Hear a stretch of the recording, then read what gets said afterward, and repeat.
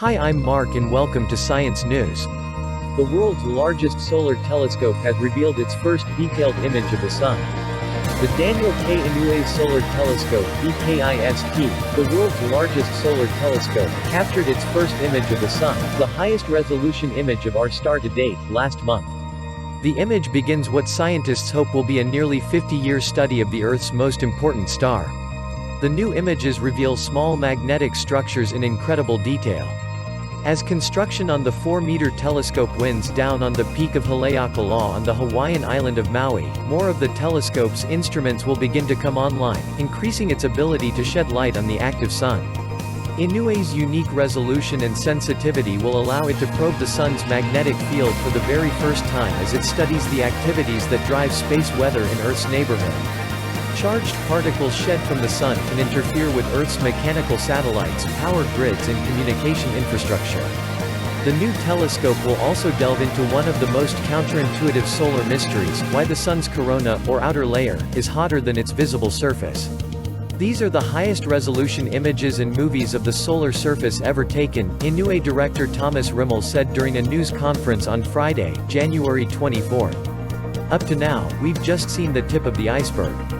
Construction began on the Inouye Solar Telescope in 2012. Since then, the telescope has remained on budget and on schedule, according to Dave Bobbles, the program director for the National Science Foundation Astronomy Division. The telescope captured the newly released image, which is its first engineering image, on December 10, 2019, but the observatory is not yet complete. Only a single instrument, the Visible Broadband Imager (VBI), was operational at that time. The VBI takes extremely high-resolution images of the solar surface and lower atmosphere.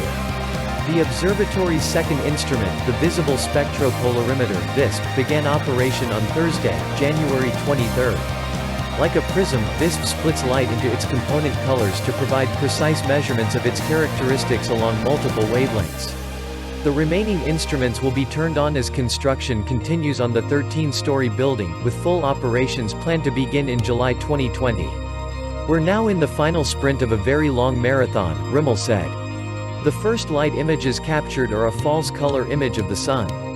Because the building is still under construction, the images were only processed but not analyzed for scientific results. However, Rimmel said that the magnetic structures that previously appeared in solar images as single bright points are now visible as several smaller structures, providing a hint the new solar telescope's capabilities. The next instrument that will be delivered to the summit will be the cryogenic near-infrared spectropolarimeter, which will study the solar atmosphere at infrared wavelengths, in order to probe magnetic fields in the Sun's corona over a large field of view. Soon after, the diffraction-limited near-infrared spectrum polarimeter will arrive, eventually using optical fibers to collect spectral data at every point in a two-dimensional solar image, allowing it to simultaneously measure spatial and spectral information. The final instrument, the Visible Tunable Filter, will capture very high-resolution images of the Sun while performing high-speed scans of the light that can identify atoms and molecules. Inouye is meant to operate for 44 years, which should cover 2 of the Sun's full 22-year solar cycles. Its suite of instruments will likely change over time.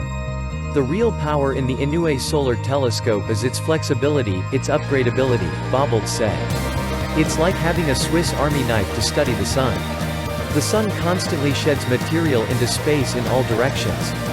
This ongoing solar wind interacts with the Earth's magnetic field, causing the auroras. Other outbursts are more dramatic. Occasionally, the Sun will spit out large chunks of plasma and particles known as coronal mass ejections (CMEs). If these reach Earth, they can affect satellites and power grids, with the most powerful causing blackouts.